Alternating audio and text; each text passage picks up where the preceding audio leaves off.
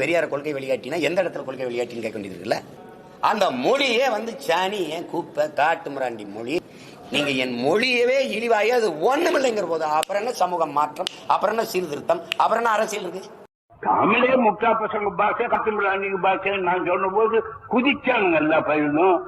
என்னடா இருக்குது தமிழ்ல கேட்டா பண்ணிக்கலாமேங்கிறோம். 2000 வருஷமா நமக்கு என்ன இருக்குது?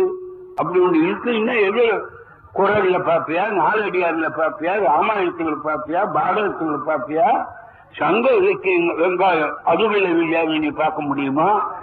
பையோனியை எடுத்துக்கிட்டானா பாப்பானோட அண்ணாவன் தொல்காப்பியத்தை எடுத்துக்கோ, நன்னூல்ல எடுத்துக்கோ, நெடுங்கணக்கு வெங்காய கணக்கு எடுத்துக்கோ.